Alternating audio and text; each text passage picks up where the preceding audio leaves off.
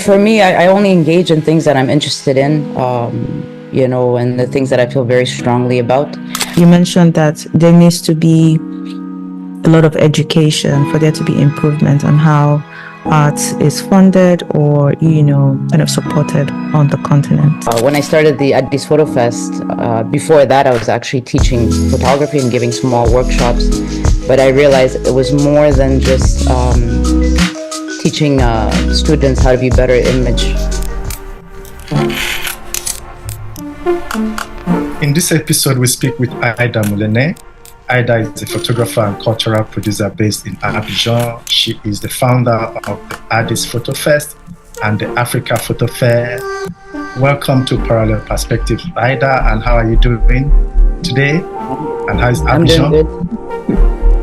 Abidjan is nice. The rains have started.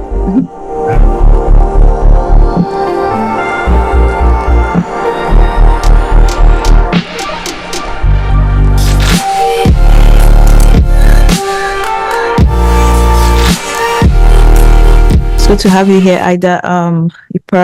This is probably going to go off the recording, but I'm also a photographer and an arts administrator, which basically means that I organize arts in my community in Nigeria. But I'm currently in my MFA program at Cranbrook Academy of Arts in Michigan, USA. And Mr. Uche Okpa-Iroha here is a mentor that I've known for how many years now? It's almost 7 years-ish. Aida, she's one of the Lele, those Lele gang. Yes. Yeah, she's doing quite good. Yeah. And I'm also one of those who watch all your YouTube videos and listen to all your talks. So it's kind of funny that you can talk back to me live today. So I know you a lot than you know me, but it's great to have you here. And I really am a fan of your work and all that you do, not just as an artist, but also as a curator, as an arts administrator, someone who brings community together for art's sake and also helps elevate the works of emerging artists. So yeah, it's great to meet here. Thank you for that lovely message. I really appreciate being here. Okay, Benny, let me take the first shot at Aida. Easy. Take the first shot. Okay. Don't mind. Aida, your photography projects in Addis Ababa, the Addis Photo Fest, which you established or which you founded in 2010, and the more recent one in Abidjan, the Africa Photo Fair, which started in 2022, have gained, I would say, significant recognition, not just in the continent, but globally. A lot of, African, or let's say, artists participating from the continent and from the diaspora. Can you kind of briefly tell us about the inspiration and the vision behind these projects and how you are kind of navigating the very challenging terrain that most of the times you find yourself? Thank you, Uche. Well, the inception of the Addis Photo Fest actually was inspired by the Bamako Biennale, where I presented in 2007. And for many of us in Africa, the Bamako Biennale it's a key point of sort of trajectory for our careers. And it was the first time that I had an opportunity to really be around other photographers from Africa and the diaspora who were having the same conversations I was having as it relates to how, as Africans, we're represented in media and communication. So when I started the Addis Photo Fest, before that, I was actually teaching photography and giving small workshops. But I realized it was more than just teaching students how to be better image producers, but I also needed to teach my community what is the role of photography, what is the spectrum of photography, and then on top of that, what does photography look like from around the world. So when I started Addis Photo Fest, my intention was not to make an African festival, but to make an international festival that is in conversation with photography in the continent. And my ultimate goal was, how do we bring visibility to our photographers? How do we network our photographers into the international market? And then also, how do we bring people together and build a community around this event? So through that experience, I mean, I often say, I don't really consider myself a curator. I consider myself the lover of other people's works and the works that I would like to share. So in that way, we've had to basically do a festival through unconventional means. And, as you know, there are many challenges to try to get a show up, but it's been really a wonderful experience. And there's nothing more exciting than to see the show come alive, the team coming together, to see photographers looking at their work for the first time with an audience interacting with their work. And that's the one thing that I've understood, is that I think often we don't realize the impact that we have on our continent and also how the world sees us just through these kind of activities. So for me, it's been definitely a work of passion. And through that, it's been a learning experience as well. How do you now kind of balance these roles? As, like you said, you are not a curator, which I really understand why you're saying that, but I see you more or less like a cultural producer, which might fit in very well because you do quite a lot of workshops, exchange programs, I think, and exhibitions. As an artist and a cultural producer, how do you balance these roles, and how do they influence each other in your work, and how do you, fuse them together to do what you do? For me, I only engage in things that I'm interested in, and the things that I feel very strongly about. I often get asked this question, why didn't I just, focus on being an artist? And what I try to explain to people is that this is the path that I've chosen. It's not a path for everybody. I don't recommend it for everybody either, but it is a road that only few of us dare to take. But it's sort of an extension of my artistic practice and my artistic beliefs. So for me, I often say, like, the easiest for me is to hang my work on white walls. The most difficult is really to change the mindset and to change the photo industry in our continent. And that takes a lot of pushing forward. So in that way, it's my issue is never like the artistic side of me, because there's always things that I want to make. But it's really in producing these kind of activities and events. And how do we get, new image makers? Because at the end of the day, it's beyond me. It's, in Ethiopia, we have a saying, it's not about, how much money is in your bank account when you go. It's about how many people have you developed, how many people have you sort of transferred the knowledge to, or, given these opportunities. So even with my students, I always tell them, my wish for them is to be better than me. My wish for them is to be better than just being in the context of their country or their continent, but to really aspire to having a global presence. And that's how I think we have to look at it. And when you look at the market that we're in, there's a big focus on Africa. There's a lot of interest on Africa. And my goal is to really systemize it so that it's not just because it's a fad this year that all of a sudden Africa is on the map, but it's actually part and parcel of the global discourse. So in that way, it's just one of those experiences where, every edition of the festival, I learn something new. I discover photographers that I don't know anything about. And that's why I say, like, I don't consider myself a curator in that sense. I don't come from this very academia approach to it. I come from it from a very practical sense of, I'm trying to develop talent, and I'm trying to put the talent into the international market. So for that, it's just based on my own experiences as a photographer of dealing with the market, dealing with the industries and the galleries. And my thing is, like, how do I share that knowledge base, and how do I bring people from all over the world, including Africa, in order for them to share their knowledge base as well? Because, as you know, one of the key issues we have in Africa is information. So this is what we have to focus on.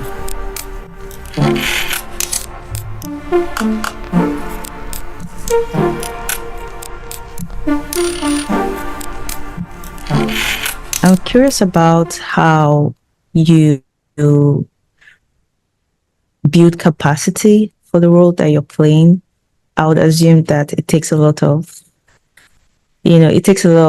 capacity and resource to be able to not just envision, but actually see it come alive. So with the photo fair, for example, how are you able to build capacity to make sure that it's actually actualizing the goals that it's set for itself? Who are your key partners or collaborators, and how do you invite participation beyond just the open call? I mean, the big thing here in Africa is that when we look at cultural funding, there's a big focus on performing arts and less on visual arts. And for some reason, I find that to be quite peculiar. And even in the different meetings that I've had and so forth, I always say that, I'm doing an event that has a Pan-African element to it, but most of my supporters are coming from the international community, which is, Europe and the West. And this is not to say that there's no money in Africa. There is money in Africa, but it comes down to what is our focus and our priority. And I've given several, discussions or panels where I talk about the importance of culture in the trajectory of development in the continent. It's one thing to have roads and fancy buildings, but culture has to be embedded within sort of our future projection.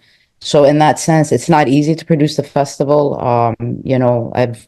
I have partners, for example, there's different embassies, corporations. I'm also a Canon ambassador, so they've helped me out with a few things. But there's also part of that financing that actually comes from my own money, because what I'm trying to do is move things forward and to show that it is possible to make an event happen. It just needs, persistence. And that's the thing that I find, that in Africa, we haven't had a proper conversation as it relates to cultural funding in the continent and why we need that kind of support. Because a lot of the things that we do, it's still sort of the expression that I like to say is that, the carriage is in front of the horse. So a lot of us that work in the continent in these sectors, we're sort of like ahead of times in a strange way, but the market is there, the youth are there, the talent is there, but the support is not there. So you have to sort of find creative ways of pulling together an event, pulling together a festival, and trying to get partners onboarded so that they understand what is the long-term vision. And often I tell people in business, there's a research paper that was done by Ernst & Young looking at sort of the financial impact of the creative sector between Africa and the Middle East. This is a valuable document that looks at, how much money is actually generated just through the formal calculations of the creative industry. And these are the things that I think we have to look at into further, because people are visiting our continent not because a politician went there in a suit and said, come to Africa. It's because the creative sector had some sort of influence on whoever is looking on. So the role of the artist, the role of the cultural worker, these are significant roles that I think we have to move towards having our own governments also having some sort of vested interest or an investment in what we're trying to do. Because at the end of the day, we are promoting, where we come from, and we're showing sort of a different side than what we see in the media and what have you. And through that as well, to understand the role of the creative sector as it relates to youth, especially, what kind of impact we're having, how we're influencing them, and also how the world is also able to perceive us. I have a question. I want to follow up on what you said on impact, about impact. And I'm looking at these spaces where you kind of have established projects like in Addis Ababa, Abidjan.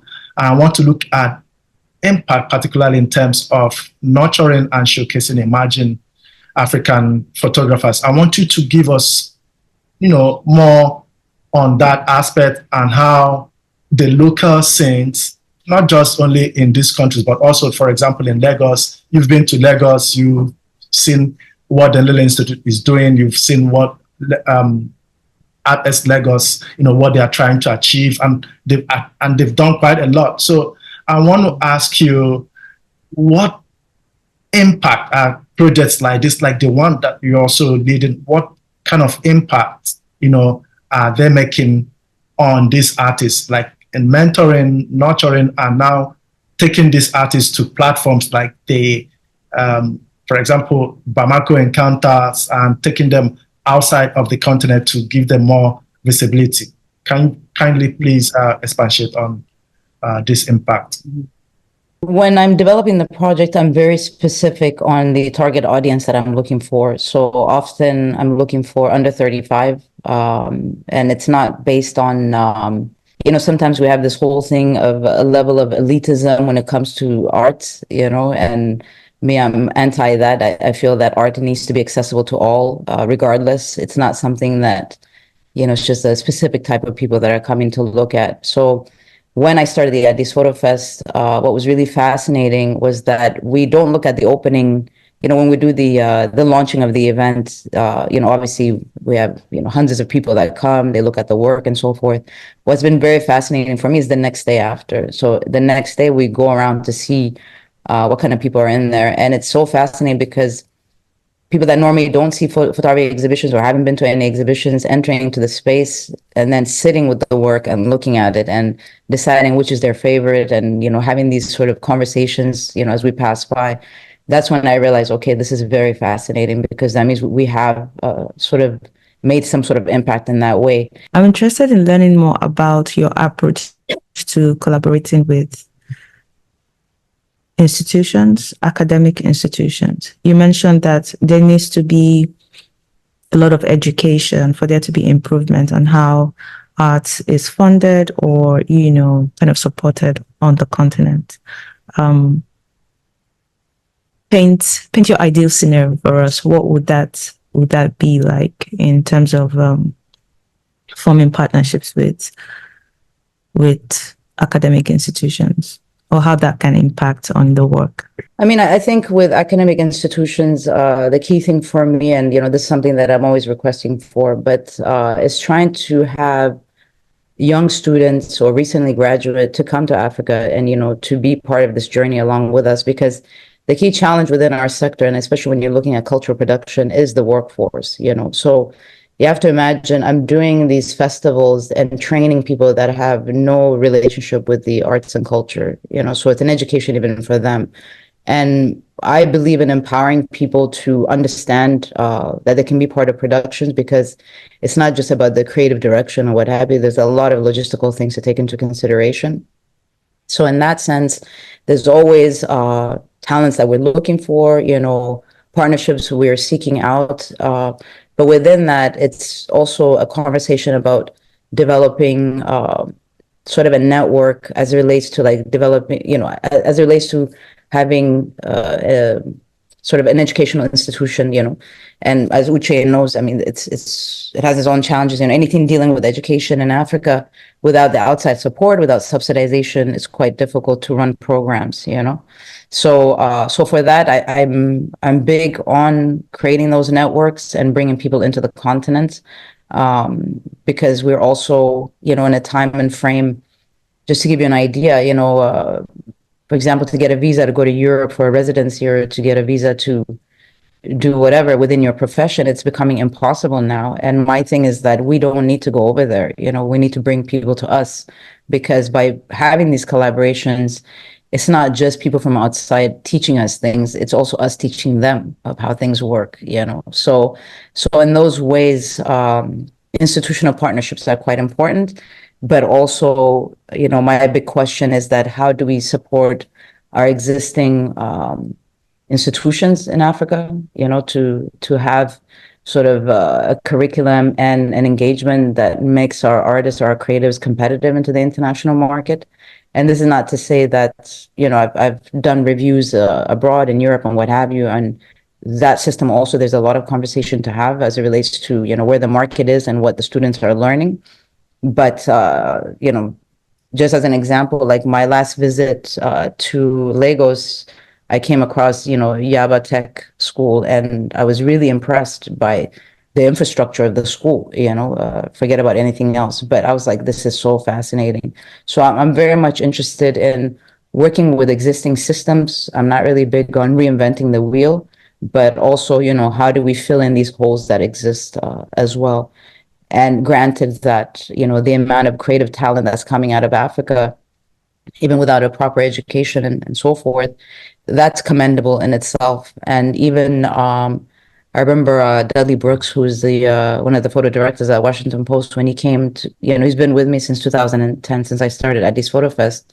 He was here last year, and when he looked at the collection of photography that was coming from Africa, he said he hasn't seen anything like this on the level of diversity, as it relates to so many different styles, different expressions, and all these things. And I feel that there's a lot that Africa offers to the world, but for that, we need to build that community and we need to network into different institutions. So even for my personal work, if I have a request to be published in an academia journal, like I will agree to that because it's relevant to have that conversation within it, not just, magazines or, the international media. But I find that with different institutions, we don't have enough engagements. That's what I've noticed, So, and I feel that there's a lot of lessons to be learned as it relates to how we're doing things in Africa as well. Thank you. Thank you. I think your approach reminds me of terms like, local solutions. Local problems require local solutions. And so, there's an approach to art presentation that works in some other part of the world, and great for you, but when you're home and you see the realities and you have limited resources and you see people who are learning from scratch on the job with you as your team, there's a different style of, curating and presenting. And yes, it's an important note for me though. And I think that's what you're saying. But that's the thing. It's like our role, it's very different than, other places of the world. I mean, for me, it could be somebody else could tell you something else, but I'm very specific of what is the impact that I'm looking for. And again, it's to develop new talent and to open minds to see photography in a different way, because we're still stuck, when you say photographer, people still think like wedding photographer or, studio. I have nothing against those fields. We even exhibit photographers that are engaged in commercial photography. But my thing is like to show that it is a tool, that we are in a generation where we're consuming the most amount of images. And I think as Africans, we need to make that a priority, that we exist within that representation, that we're able to input into that system, that there's another side to who we are, that it's not just, again, the one-sided story. So for that, it's just through experience and through time, to me, it's just, it's really producing an event that is for the people. And this is, I think, what we have to, or what I'm focusing on as it relates to Africa. Thank you so much. Thank you so much for that insight. And I would say I'm really appreciative that, you are able to come, on this program to share, some of your gains and your challenges and, like aspects of what's going on in Africa in terms of cultural production, not just only curation, but I like to use that word cultural production because it's very broad. So I'm very happy that you came to Parallel Perspective to, engage in some of these critical questions we'll be asking and how we can begin to provide solutions to some of these problems. Mm-hmm. Do you have any questions for us? Not really. I think you guys are the ones asking the questions. Yes, we are. I just thought to ask, just in case you did. Yeah, you can feel free. But thank you for all that you shared with us, and we'll keep following your work. No, thank you very much for this opportunity to do this conversation, and I wish all of you the best. Same here.